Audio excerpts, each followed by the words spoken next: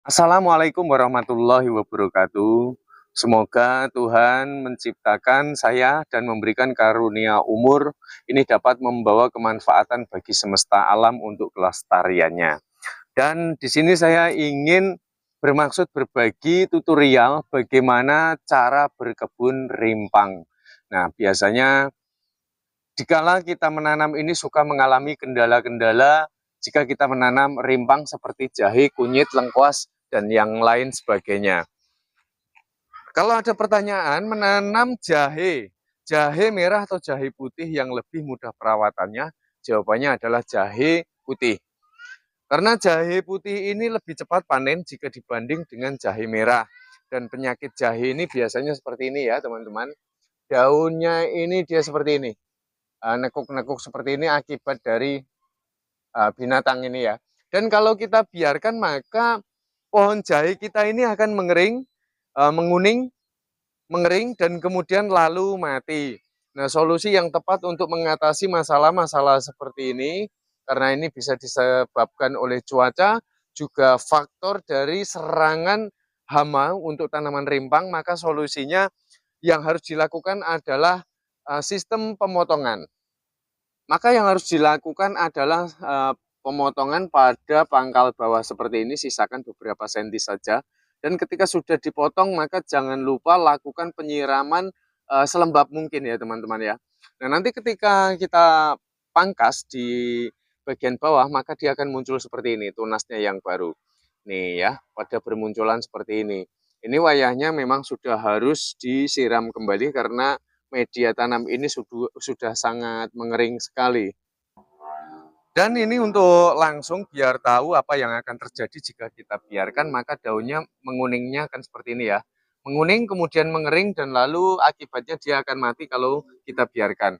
Nah, seperti ini tidak terjadi hanya pada tanaman jahe saja, ini juga bisa terjadi pada tanaman kunyit ataupun temulawak.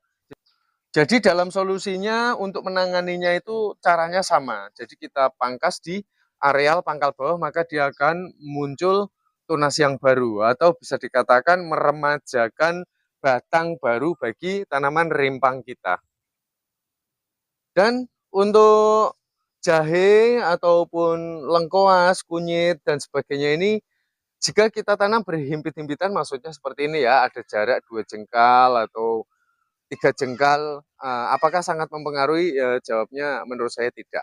Jadi tidak mempengaruhi hasil cita rasa dari rimpang yang akan dihasilkan. Kemudian untuk tanaman jenis serai, ini kan biasanya karena ini jenis tanaman bumbu ya, ini kita tanam berdekatan seperti ini juga nggak masalah buat teman-teman. Jadi kalau mungkin kalian belum pernah bercocok tanam, tanaman rimpang ataupun jenis bumbu-bumbu rumah tangga seperti ini. Semoga video ini dapat menambah wawasan pemirsa semua.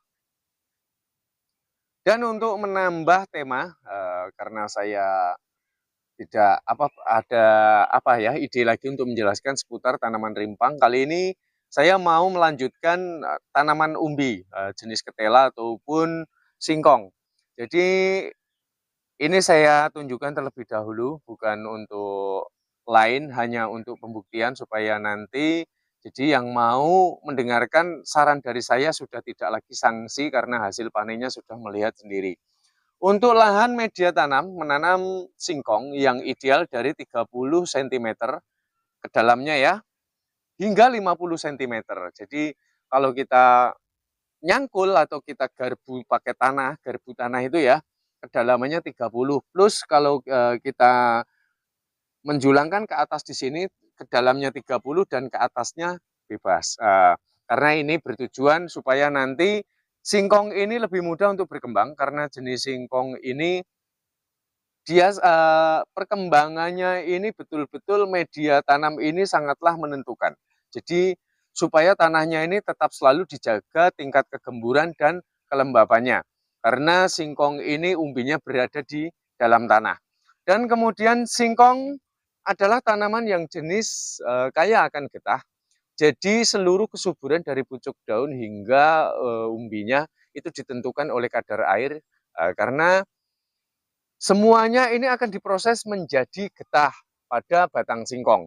Nah, nanti kemudian dia akan dapat memenuhi seluruh kebutuhannya. Maka dari itu tingkat kelembapan yang kedua haruslah tetap selalu dijaga gitu ya.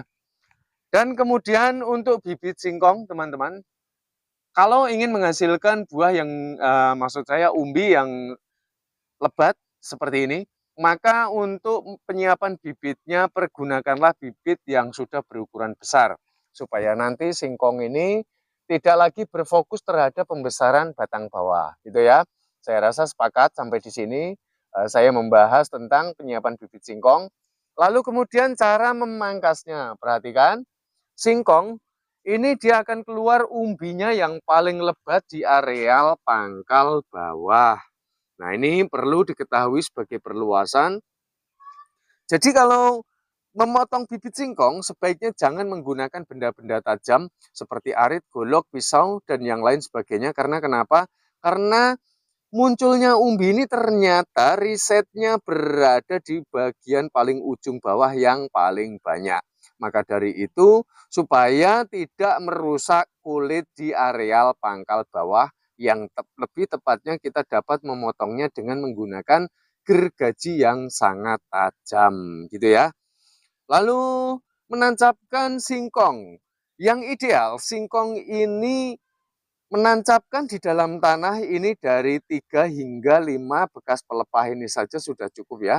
Karena kalau terlalu dalam nanti umbinya ini justru akan kerdil dan akan lebih sedikit munculnya akar. Karena tanah ini semakin ke dalam, tanah tersebut ini akan semakin memadat. Jadi jangan terlalu dalam, nanti umbinya akan seperti ini ya.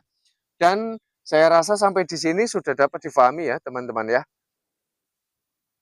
Oh ya, untuk penambahan.